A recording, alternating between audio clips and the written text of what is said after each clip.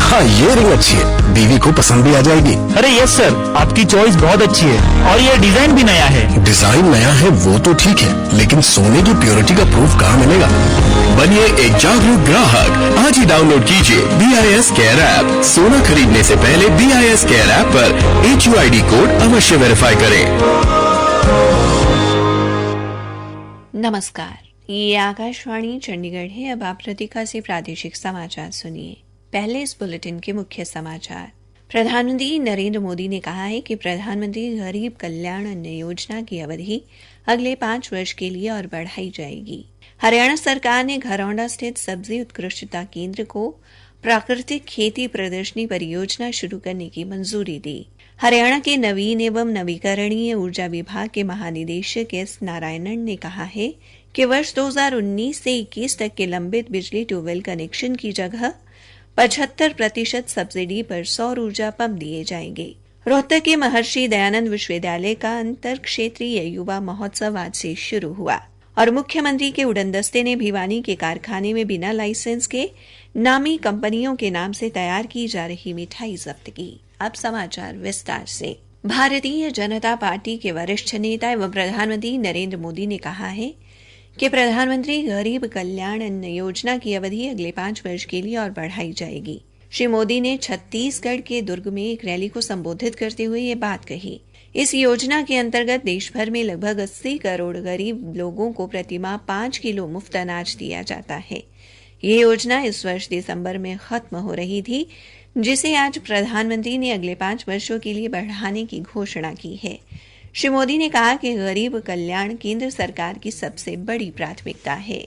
हरियाणा सरकार ने घरौंडा स्थित इंडो इजराइल सब्जी उत्कृष्टता केंद्र को प्राकृतिक खेती प्रदर्शनी परियोजना शुरू करने की मंजूरी दी है।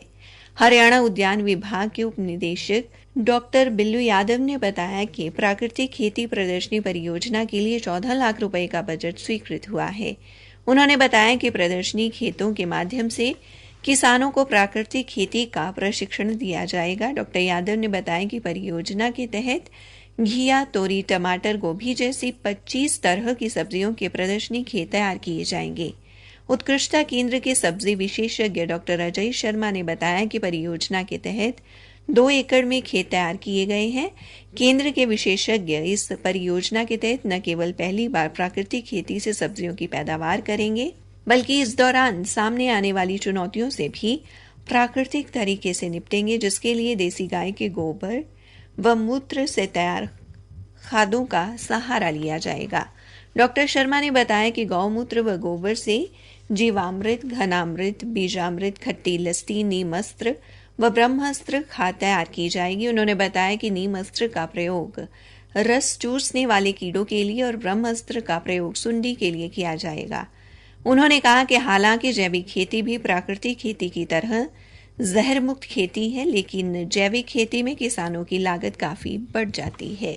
हरियाणा के नवीन एवं नवीकरणीय ऊर्जा विभाग के महानिदेशक एस नारायणन ने कहा है कि सरकार की ओर से 1 से 10 हॉर्स पावर तक के वर्ष 2019 से 21 तक के लंबित बिजली ट्यूबवेल कनेक्शन की जगह सौर ऊर्जा पंप दिए जाएंगे। उन्होंने कहा कि केंद्र व राज्य सरकार द्वारा 3 से 10 हॉर्स पावर तक के सौर ऊर्जा पंप देने की लागू की गई योजना पर 75% सब्सिडी दी जा रही है। महानिदेशक ने बताया कि हरियाणा इस योजना को लागू करने में देश भर में दूसरे स्थान पर है। श्री नारायणन ने यह भी बताया कि विभाग द्वारा वर्ष 2023-24 में किसानों के लिए 70,000 सौर ऊर्जा पंप लगाने का लक्ष्य तय किया गया है, जिसमें से 64,902 सौर ऊर्जा पंप लगा दिए गए हैं। उन्होंने कहा कि गौशालाओं, जल उपभोक्ता संगठन और सामूहिक सिंचाई प्रणाली अपनाने वालों को भी 75% अनुदान पर सौर ऊर्जा पंप दिए जाएंगे।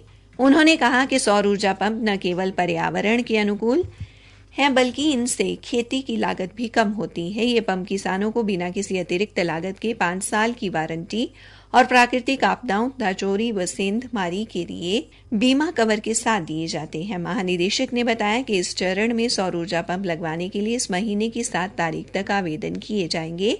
किसान सरल हरियाणा.gov.in पोर्टल पर आवेदन कर सकते हैं।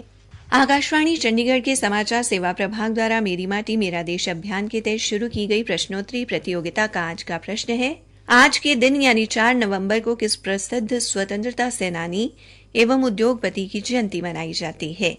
अपने उत्तर newsair@chtag@gmail.com पर तुरंत मेल करें। कल पूछे गए प्रश्न का उत्तर है, क्रांतिकारी वासुदेव बलवंत फड़के को भारतीय सशस्त्र विद्रोह का जनक कहा जाता है और ये सही उत्तर देने वाले हमारे विजेता हैं हरियाणा के फरीदाबाद से रविंदर कुमार मनचंदा। प्रादेशिक समाचार आकाशवाणी चंडीगढ़ से प्रसारित किए जा रहे हैं।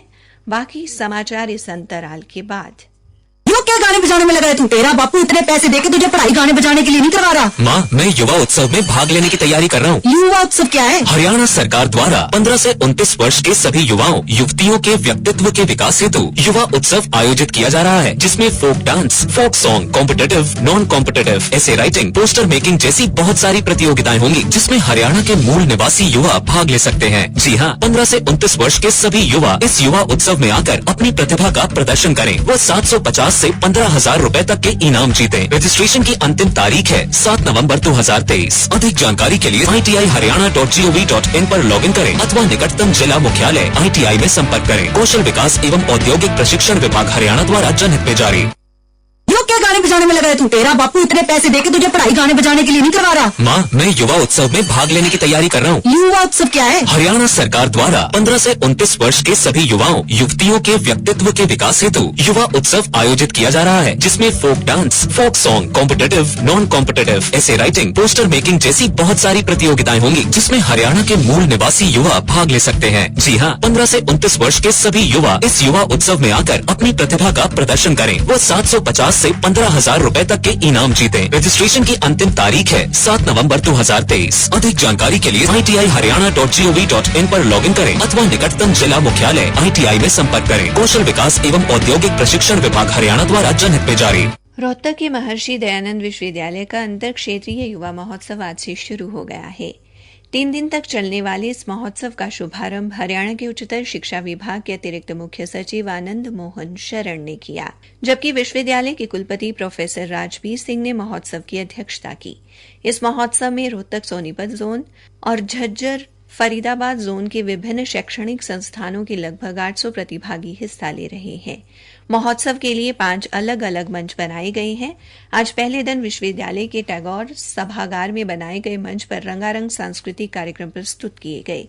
इस अवसर पर विश्वविद्यालय के कुलपति प्रोफेसर राजबीर सिंह ने बताया कि विश्वविद्यालय में विद्यार्थियों को पढ़ाई के साथ साथ काम करने की नई योजना शुरू की जा रही है, जिसके तहत विद्यार्थी पढ़ाई के साथ साथ विश्वविद्यालय में काम भी कर सकेंगे। उन्होंने बताया कि 1 जनवरी से लागू होने वाली इस योजना के लिए इसी बजट में 50 लाख रुपए का प्रावधान किया गया है। मुख्यमंत्री के उड़न दस्ते ने आज भिवानी में ढाणा सड़क पर पतीसा व सोन पापड़ी के कारखाने पर नियमों को ताक पर रखकर तैयार की जा रही मिठाई बरामद की।